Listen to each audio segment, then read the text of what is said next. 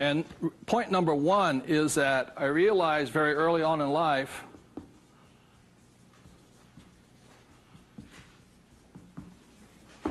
money is a what? Idea. It's whatever you think it is.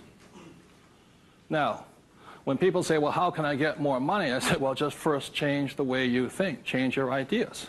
That's the good news. That's all you have to do. I realize when I talk to people about money, I'm slamming straight into their ideas. And, you know, a lot of times with money, there's several subjects you don't talk about at the dinner table: sex, religion, politics, and money, and whatever. And the reason for that is it's a very volatile subject. Whereas in my family, my poor dad, the school teacher family, was, I'm not interested in money. Money is not that important to me. And began to realize that was my poor dad's idea, was his attitude. Whereas my rich dad always said to me, money is power. Money gives you power. Respect it. Treat it respectfully. You know, so there's all these different ideas about the subject of money. The thing I hear people say is, I'll never be rich.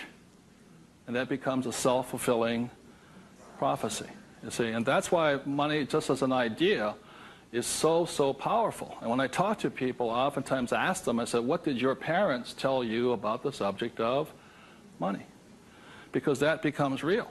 You know, if you were told, go to school and get a job, see, many of us may not be in the same profession, but we're following the same path. And most people did not come from families that were rich. In America, less than 1 out of 100 people at age 65 becomes rich. In the richest country in the world. 1 out of 100. 4 become wealthy. I think 56% are dependent upon the government or a pension to take care of them. And they start going downhill. So what I had to do, what I'm going to be talking to you about, is I had to watch my ideas, I had to watch what I said, and I had to watch who was giving me the ideas. Okay? Because they're not the same. Like you go to one doctor and they say, you know, eat a low-fat, high-carbohydrate diet. You go to another doctor, they say, eat a high-fat, low-carbohydrate diet. Somewhere you got to make your choice. Number two, the thing that I learned by having 2 dads with their contrasting points of view, I realized this really early on.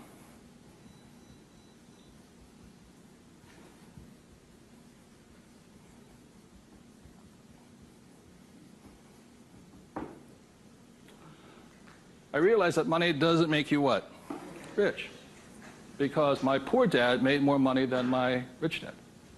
So I think one of the biggest mistakes we've been going into is a lot of times people actually think if I win the lottery, you know, then I'll be rich. Or if I go to Vegas or gamble or my luck changes, then I'll be rich. It has nothing to do with it. Money is a very powerful tool, as my rich dad used to say. If you use it well, it'll make you richer. If you abuse it, it'll make you poor. So one of the big things that my poor dad made the mistake of saying, he always thought that if he got a pay raise, that would solve his money problems. And the trouble is, every time he got a pay raise, he got bigger problems. So it made him poorer and poorer the more money he made. Does that make sense, you guys? That was a very big problem with him. And then the third thing I realized by having 2 dads and having 2 contrasting points of view was that there's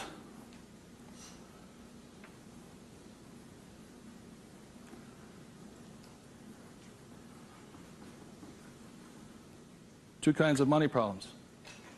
One problem is not enough money. The other problem is too much money. And they're both problems.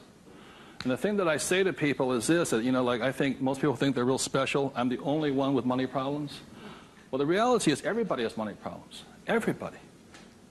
Every single person. Every company has money problems. Every country has money problems. Every government has money problems. Everybody has a money problem. What makes you rich or poor or middle class is how you challenge or handle the problem. And what most people do, since, you know, so most of us came from families where the problem was too much or too little. Too little. And that becomes our idea. We think money is scarce, hard to get, work hard for it. Very popular idiom going around today suggesting that the way you get rich is cut up your credit cards. Oh. Live below your means. Those are poor people's mentalities.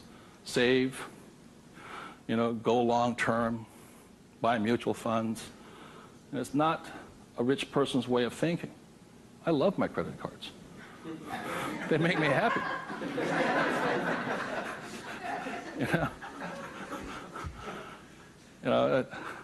I drive, it says, drive a cheap car. I don't look good in a cheap car. I don't feel good. Now, the point I'm making here, again, there's poor, middle class, and rich. And very early on in my life, I really realized that being poor and struggling did not look good on my face. I did not like it. But I grew up in a family that if you were rich, the idea was that you were crooked, evil, not caring, inhuman, not generous, and all that stuff. So if I said I want to be rich, then I went against my family's values. It was tough having that. Now, the other thing I saw was that by my rich dad managing his money well and becoming a business owner and an investor,